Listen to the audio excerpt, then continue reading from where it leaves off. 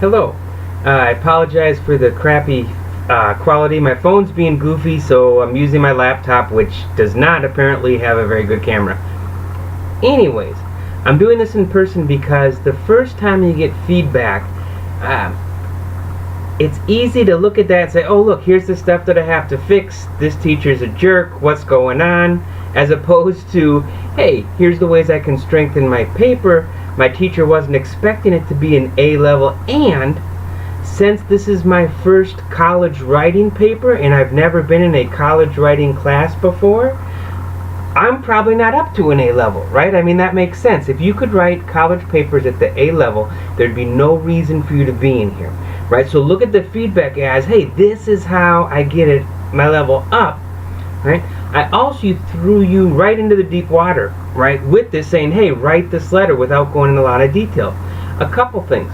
I want to see where you're at, and this assignment, this first draft, is 10 points.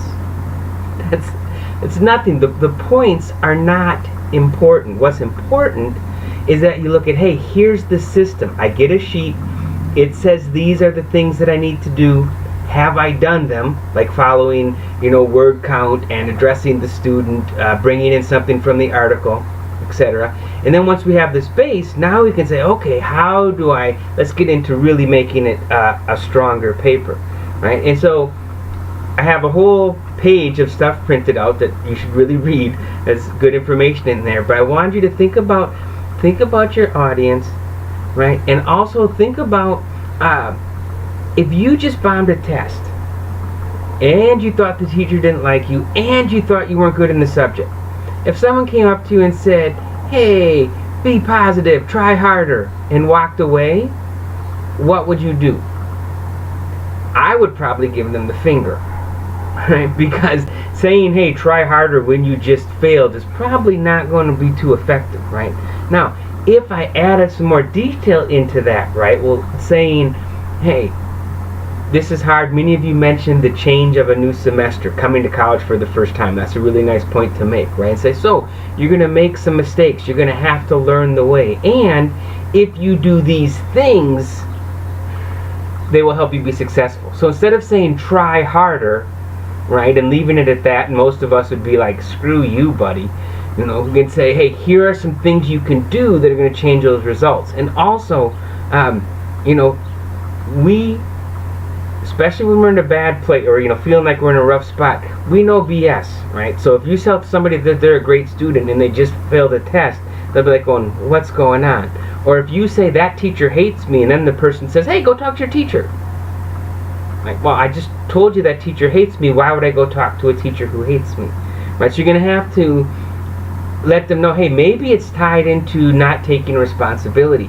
Somebody in their paper, I thought this was good, whether the teacher likes you or not, they're a good resource and you need to go there, right? So you can't just blow off how they feel about the teacher, right?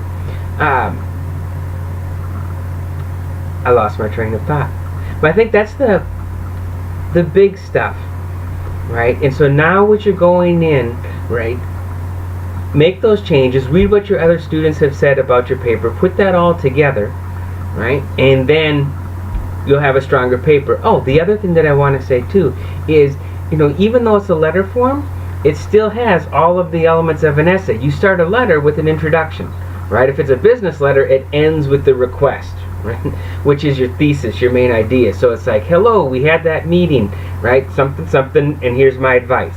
And then the body of the letter, that's where you explain the advice. And then, of course, at the end, you don't just end. You have a, hey, great talking to you, Bob, if you're writing to Bob.